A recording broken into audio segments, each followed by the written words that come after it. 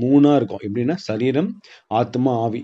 இந்த 3லயுமே தேவன் பரிசுத்தம் எதிர்பார்க்கிறாரு. அப்பதான் என்ன பண்ணுவார், தேவன் வந்து நம்ம ஆவியில வாசமாயிருப்பார் இல்லையா? ஃபார் எக்ஸாம்பிள் வந்து இன்னும் நம்ம நெறைய பேர் என்ன பண்ணிட்டு இருக்கோம், இந்த ஃப்ளெஷ்ஷுக்குரிய காரியங்கள், அதாவது மாம்சத்துக்குரிய பாவங்களை இன்னும் நெறைய வைத்துக் கொண்டிருக்கிறோம். இதுவே நம்ம இன்னும் அத விட்டு வெளிய வரவே இல்ல. நீங்க ஃபார் எக்ஸாம்பிள் நீங்க பார்க்கலாம். மாம்சத்துக்குரிய பாவங்கள் என்ன?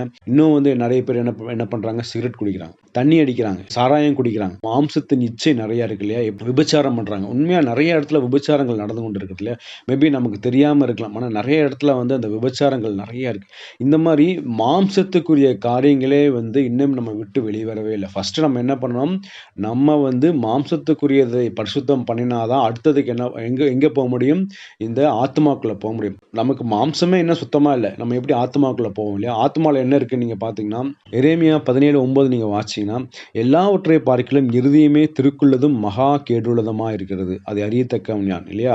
ஸோ நம்ம இருதயம் தான் வந்து ரொம்ப இல்லையா? நம்ம வந்து அந்த இருதயத்திலிருந்து தான் நம்ம என்ன பண்ணுது, நம்ம ஆத்துமா எல்லாமே செய்யுது இல்லையா? அது என்ன செய்யுதுன்னா, பெருமை. நெறைய நேரத்தில பெருமை இருக்கு, பொறாமை இருக்கு, வன்கண்கள் இருக்கு, தவறானத சிந்திக்குது, அடுத்தவங்கள பத்தி குறை சொல்லுது. இது எல்லாமே எங்கிருந்து வருதுன்னா, நம்முடைய இருதயத்துல இருந்து தான் வருது. இது இந்த ஆத்துமா இல்லையா? நமக்கு ஒரு ஆத்துமா இருக்கு. எப்படின்னா, என்னுடைய மாம்சம் என்ன நினைக்குதோ, இந்த ஆத்துமா செய்யுது இல்லையா?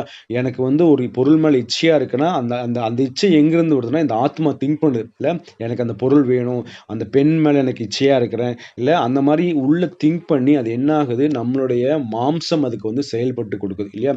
ஸோ முதலாவது என்ன பண்ணணும், நம்ம வந்து மாம்சத்த சுத்திகரிக்கணும். அதுக்கப்புறம் வந்து நம்மளுடைய ஆத்துமாவ சுத்திகரிக்கணும். அடுத்தது வந்து நம்மளுடைய ஆவிக்குரிய காரியங்கள சுத்திகரிக்கணும் இல்லையா? நெறைய நேரத்துல வந்து நான் வந்து இந்த பாவம்லாம் செய்றதில்ல, நான் குடிக்கிறதில்ல, நான் வந்து சிகரெட் குடிக்கிறதில்ல அப்படின்னு நம்ம சொல்லலாம். நான் இச்சையா இருக்கிறதில்லன்னு சொல்லலாம். அடுத்தது வந்து நான் யார் மேலயும் பொறாமைலாம் வைக்கிறது இல்லங்க.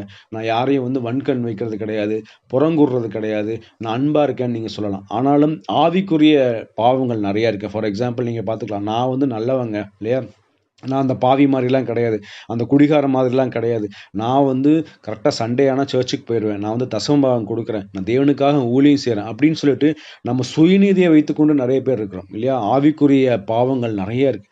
ஸோ இந்த மாரி நம்மள வந்து என்ன பண்ணணும், நம்ம வந்து ஃபர்ஸ்ட்டு தாழ்த்தணும். நம்ம வந்து இயேசு கிறிஸ்து எப்படி பார்த்தீங்களா? அதாவது வானத்திலிருந்து கீழே இறங்கி வந்து அடிமையின் ரூபம் எடுத்தார். அதுதான். நம்ம என்ன பண்ணணும், நம்ம வந்து சுயத்த நம்ம வந்து வெறுத்து, கடவுளுக்கு பிரியமான காரியத்த நம்ம வந்து செய்யும்போது தான் நம்ம என்ன பண்ண முடியும், இந்த ஆவி, ஆத்துமா, சரீரம் இந்த 3யுமே நம்ம வந்து கிளென்ஸ் பண்ண முடியும். இந்த 3யுமே நம்ம கிளென்ஸ் பண்ணா தான் வந்து இயேசு கிறிஸ்து நம்மளோட வந்து வாசமா இருப்பார். அப்பதான்